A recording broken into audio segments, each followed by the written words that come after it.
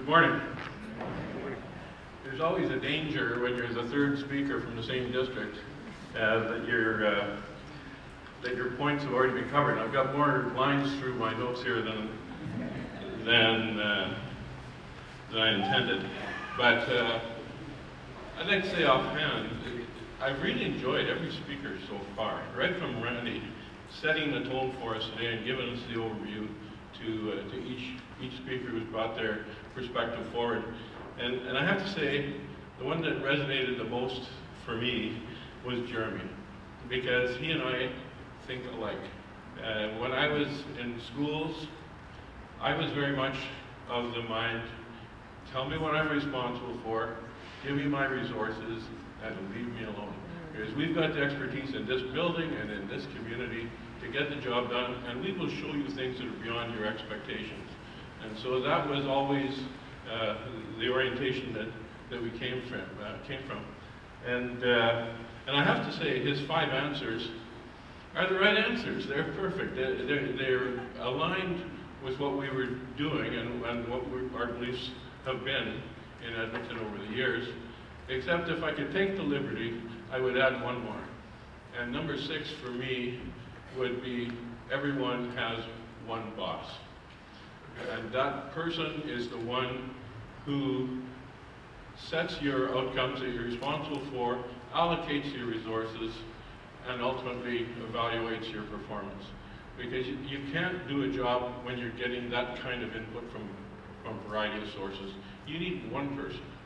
And this kind of goes full circle to what Sandra was talking about when she talked about the history of our district, and how when Mike was there for 22 years, everybody knew exactly what they were responsible for. Everybody knew how all the pieces fit together. You knew what part you played in getting district level results.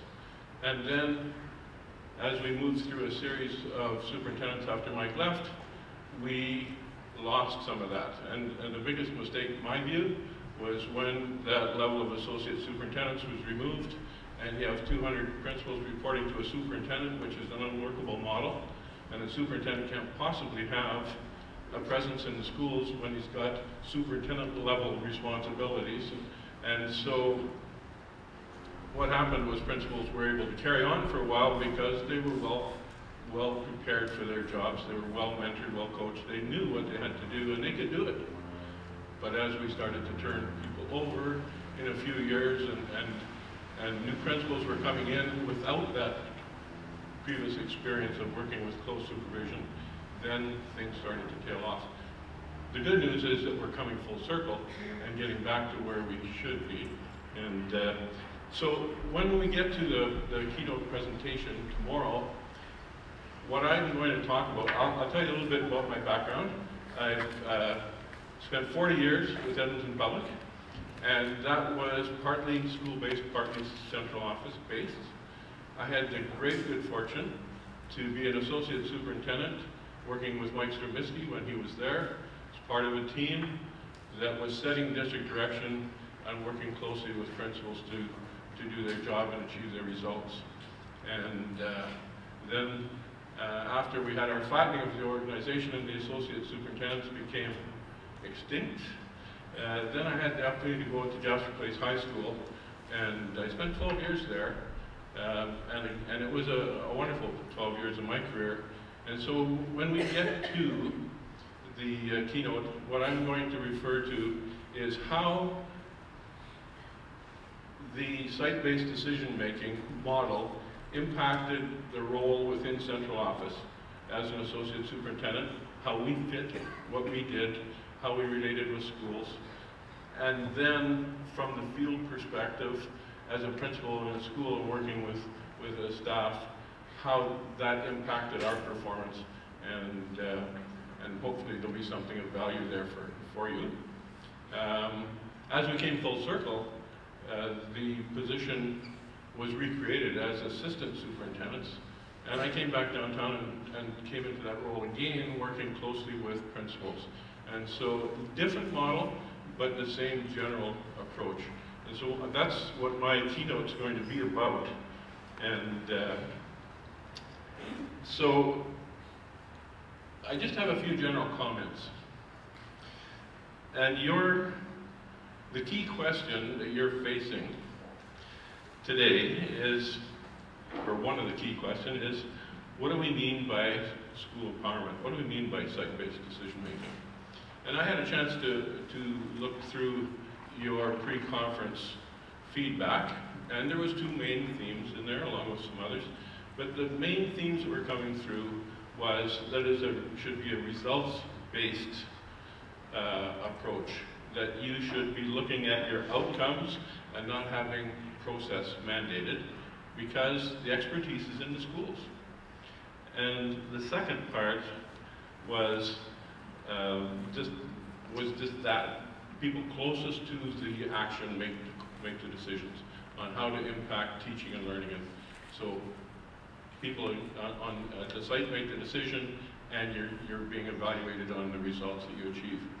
So those were two main themes. You've heard several other comments here this morning about what school empowerment can mean. But ultimately, the answer is what's right for you. What's right for you, and what's going to impact the teaching and learning of all of your students in your schools. And that should define what school empowerment will look like, because it's different in every jurisdiction. One of the distinctions I'd like to make is that when we have these conversations about initiatives towards school empowerment or site-based, they're quite often viewed as changes in organizational structure. And they do have some changes, but they're much more than that. What we're really talking about is a cultural shift. We're transforming the culture of the jurisdiction. It's going to have an impact on our belief system. It's going to have an impact on our practices. It's going to have an impact on our working relationships and the roles that we take on. Everything changes, and it becomes part of the identity change of the jurisdiction. And it's that cultural shift that really drives everything. One of the things to keep in mind, again, is it has to be what's right for your jurisdiction. You can't just put somebody else's model in place. You can draw ideas from other people and put them together for yourself. Just a little interesting aside. I was in Atlanta, Georgia, probably half a dozen years ago, and I was visiting some schools. And I had a conversation with one of the principals, and we started talking about school-based budgeting and empowerment. And he said, oh, we have that, it's in place already. And I said, tell me about it. And he said, every school here has the opportunity to have up to $5,000 in discretionary funding.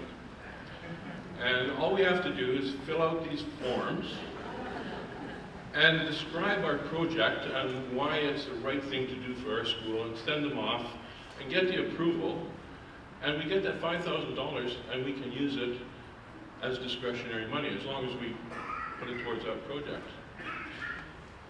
And I remembered at the time thinking to myself, because I didn't want to be impolite, but I thought, wouldn't it be better if they just gave the money without all the form filling out and request, and just demonstrate a little trust? And secondly, I was thinking, you know, if this was 500,000 or 5 million, now you've got some real site-based decision-making power. But when I thought about it afterwards, I changed my thinking, because what I realized was, because they had that opportunity for $5,000 in discretionary money, they had all those discussions at the school level of, you know, it's 5,000, but it's ours and we can do something with it. And it caused them to evaluate their teaching practices and what they were trying to achieve and what was possible if they just had a little bit more that they could determine how to expand. And the value of those discussions was achieved even with just a little bit of money. So that, I guess the message in here is part of that process of empowering schools to make decisions, even if it's baby steps. And then you can always build on it. There's also, I think, a common practice when we think about school empowerment. We talk about centralization and decentralization as though they're polar opposites, two ends to a spectrum. And it's an either or. You've got to be this or you've got to be that. And in reality, to be a strong, cohesive district, you need both. What you need from a centralized perspective is you need that strong vision for the district of this is what we need, this is where we're trying to move towards, this is what we're trying to achieve. So that vision has to be common as a district vision, and it has to come from your senior staff. But then you also need the flexibility for individual schools to operationalize that vision in terms of how do you take the resources you have and make gains in those areas at your school so that cumulatively the whole district is making gains in those areas. So that mix of strong central vision with some freedom and flexibility at the school level is the best way to achieve your goals. In our model, our central services departments also needed to undergo some major changes. And the major changes we're talking about was from one of directing schools to one of supporting schools. Seems like a pretty simple concept, but it doesn't just happen. And there is resistance, and there's pushback, because people in those positions who have been directing schools and controlling resources are somewhat threatened by turning that over to individual schools. Partly because they're not sure what it will mean to their jobs, but partly because maybe they don't think schools are competent to do it. So what you really need, again, from a central authority, is to say, this is the way it's going to be. You are going to be a support network for the schools, because going back to what we heard from some others, the most important work, the critical work, takes place in the classrooms between teachers and students, and they are going to request the supports they need to get the job done, and somebody has to respond to those requests, and that's your central services. And so instead of saying this is how we are supporting all schools, they have to be in a position where they can say we're getting requests from schools for these kind of supports. Even if they're different from different schools, they have to find a way to respond and address those needs. That's how you get to the point where all of your district staff are supporting the teaching and learning process. Another point is just to keep in mind that this whole process of change is complex.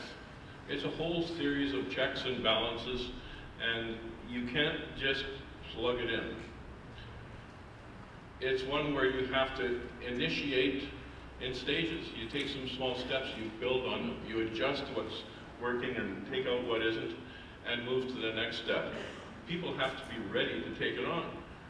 And not everybody is ready. People are in different places, and you have to work with your staff throughout the district in terms of what will this new philosophy look like when it goes in place.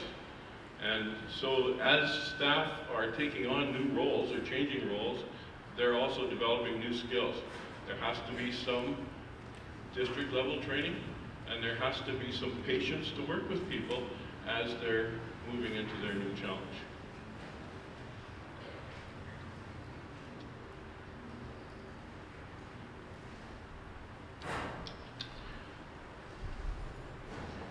Of course, along with that goes a change in working relationships in terms of how you set up those contacts between schools and central, between principals and their supervisors, so that it is a supportive model and everybody can be pulling in the same direction. You have to decide as you're phasing it in, how far can you go?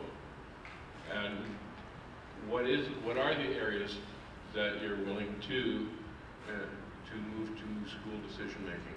Are you talking about staffing selection? Are you talking about purchasing of resources? Are you talking about programming options? You're talking about how students are grouped, instructional minutes. You can go down that gambit. There are many areas that have to be addressed. And you can't just plug it in all at once. You have to decide where to start and then build on. So I want to kind of conclude with three things. A little list of benefits that we observed, a little list of challenges that we've been dealing with, and a caution. So in terms of the benefits, the obvious first one is high level of student achievement. That's really why you look at these kinds of changes. It's the outcome you're looking for. The teaching and learning process is successful students are achieving at high levels. And partly that's because school-based people can respond to the specific needs of the students in their specific school. And schools have a lot of commonalities, but they're also unique in other ways. And so you have to give them the freedom to be able to address the needs of their students, and if you want them to achieve at high levels. Another benefit was much higher levels of staff satisfaction and staff motivation. And the reason that happens, of course, is staff are taking ownership of their assignments. And there's something about it when people in schools are trying to do the best job they can, and they've got some good ideas. If we could just do this, or if we could just change that, we could really move our agenda forward, and they're running into roadblocks. Either they can't get permission, or they can't get the resources to support it. Once they have the freedom to be able to put some of their ideas and innovations into action, then people get energized, and they put much more energy into their work. They're going to find a way to make it work regardless. And that's when you see your staff really proud to be part of the operation. And again, that feeds back to higher levels of student achievement. And along with that is also an increase in community and parental support, because they're involved in the process at the school level. And any time that you give people a voice, when you are asking not only your staff and your students, but your parents and your community members about what they would like to see, and when you're communicating what your plans are and getting feedback, even if they don't agree with every decision, they will feel much more valued and much more supportive towards the school because you're having those conversations. And so as a result, the whole system will get a higher rating on behalf of the community and the parents. And that support is really valuable when you're trying to make changes. And the last that I'll mention under benefits is a more efficient use of resources. When you can have targeted purchasing, you can spend the money, because it's always a limited resource. You want to get the best bang for your buck, and if all schools don't need the same things. So if you're able to use the resources you have for what is going to be the most valuable for your programming, then that's going to make a much better expenditure. The challenges that we faced, there was an original lack of confidence and trust, mostly by central staff, that principals were capable of taking on the new responsibilities and succeeding. And that's critical. I mean, that's a killer, because that is, between the school-based staff are the expertise when it comes to teaching and learning. And you have to make sure that they feel valued and that you have confidence. And you'll find that when people are given a challenge, they always will rise. They'll rise to the challenge and surprise you with how capable they really are. I mentioned about the readiness level of staff at all levels to move the agenda forward. That's a challenge, and it's one that has to be addressed in terms of professional upgrading and support. There was also, we faced an unwillingness of some central leaders to let go of the areas and the responsibilities that had previously been theirs. And they fought to hang on to it until they were directed to let go. And that's really something that had to be overcome. And there's always a little bit of a tendency to micromanage when people move into new roles, because after all, they're probably going to make mistakes, so you've got to look over their shoulder and give them lots of suggestions. But for people to grow in those roles, you have to give them the freedom to sometimes make mistakes, learn from them, and move into a more positive direction. One that came to mind when I was listening to Sandra, we ran into another challenge late in the game, and that was the fact that, as she mentioned, she came into the district and we were already on site-based, and that was all she knew. Well, Sandra is not alone. There are an awful lot of our staff that when they started with the district, we were a site-based district, and this is the way it was. They didn't know what life was like before. And so as a result, we ran into something, I'll call it complacency for lack of a better word, but we had some principals that were saying, you know, I don't know why I should be the one that's looking after the maintenance of the building. You know, why can't we give that to centrals and let the maintenance department just give that part of the money back and let them decide, because they'll look after all of the buildings. Which seemed like not a terrible idea, but in reality it was. Because if you looked at the money that our district had allocated for maintenance, and if you looked at the amount of money that was spent on maintenance every year, it far exceeded the amount that was allocated. Because principals and staffs and communities had the flexibility within their budgets that they could allocate additional money into maintenance. So if you really need to get some painting done because your school is looking shabby, or you really need to get some wiring done to support new technology, and there wasn't enough in your maintenance budget, you could do other things. You could adjust some of your budgets to put more into maintenance. Maybe you do without purchasing some of the new textbooks for 1 year. Or maybe you do with teachers taking on 1 or 2 more students in their classes because you could reduce your staffing component a little bit. You could do what you needed to do as long as it was a collective decision. And if the priority was, let's get this place fixed up so we can all be proud to be here every day, then you do it. And so principals and staffs did that, and we were spending the money on maintenance that was required, which was beyond what was allocated by the province to our district. And so the idea of giving it back, all you're giving back is the allocation piece. All of a sudden there's not enough money to meet the needs of schools. And so you're back into making requests, getting on a list, hearing about, well, the money's gone for this year, but maybe we can get to you next year. And you know, that's just a step backwards in time. So, but you can see how it happened, because the people who were making those decisions had never faced shortages, and now they were. So that was another challenge that came up. So finally, a caution. Everybody's got a caution. Mine is this: school empowerment is not principal empowerment.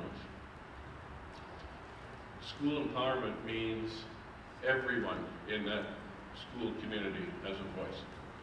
It means the staff, the students, the parents, the community members all have input. Ultimately, the principal makes the decision and is responsible for the decision, and will be sharing that decision with everyone, but not before you have a chance to hear from other people and keep them as part of that shared decision-making model. And so, as long as we have that collaboration, you're much more likely to meet with success. And the principal is a key member, but only one of the key members.